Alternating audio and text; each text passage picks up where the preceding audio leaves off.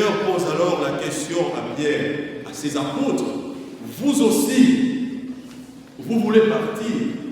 Pierre qui répond, Dominé, ad quam ibibus, Seigneur, à qui irions-nous? Tu as les paroles de la vie éternelle. Voilà le choix qui doit être nôtre.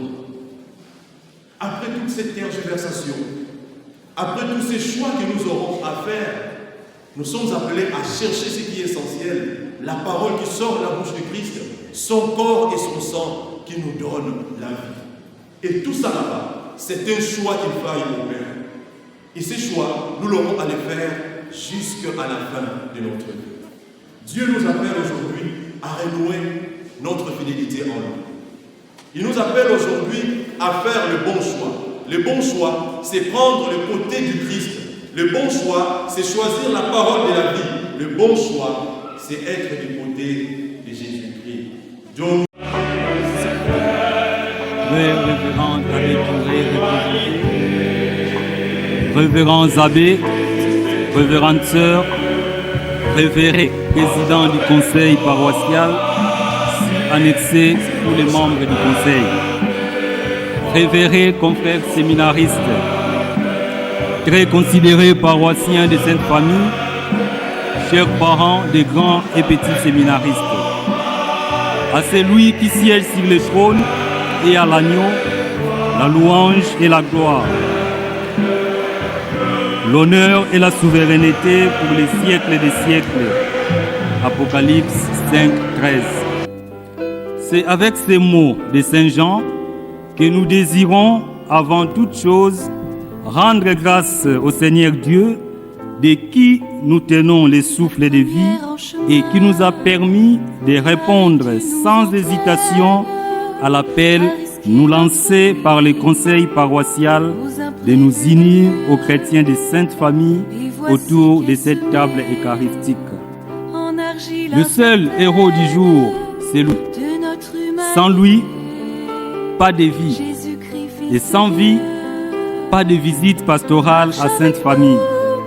Voilà pourquoi nous lui disons notre reconnaissance. Nous devons également notre vénération aux saints, au premier rang desquels la très sainte Vierge Marie, par l'intercession de laquelle nous sommes bénéficiaires des diverses grâces de son Fils. Nous voudrions ensuite, tout en priant le vicaire d'être notre interprète auprès du curé, adresser notre exceptionnelle gratitude au très révérend abbé Freddy Massika, curé de la paroisse Sainte-Famille représentée par le vicaire, pour avoir entériné la proposition du conseil de nous inviter pour la visite pastorale à la paroisse Sainte-Famille. Grand merci, très cher Père, pour ces gestes combien louables et affectueux envers nous, vos fils. Au révéré président du conseil paroissial, si annexé tous les membres.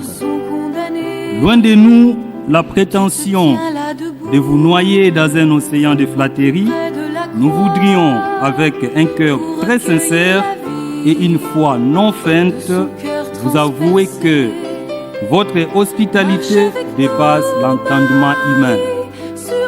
Sachez que tous les bienfaits que vous ne cessez de poser à l'endroit de nous, vos futurs pasteurs, sans oublier l'hospitalité nous manifestée le mardi 30 juillet 2024 lors de notre premier passage à la messe matinale en partance pour Inga. Tous ces bienfaits, nous les répétons, occuperont les premières pages des annales de l'affracement et seront inscrits en gras de telle sorte que toutes les générations futures s'en souviennent. Puissent nos sentiments de gratitude auxquels nous mêlons nos humbles prières s'acheminer vers vous comme le sillonnement d'une note musicale dans les récitals de l'espace. Grand merci à vous. À vous, considérés chrétiens de Sainte Famille. Nous n'avons pas de paroles suffisantes ni suffisamment éloquentes pour vous traduire notre profonde gratitude de nous avoir réservé un accueil chaleureux et inoubliable. Preuve de votre affection pour nous, vos futurs pasteurs. Sachez que ces séminaristes vêtus en blanc, signe de la pureté, chanteront toujours des hymnes à votre louange aussi longtemps qu'ils auront des voix pour chanter.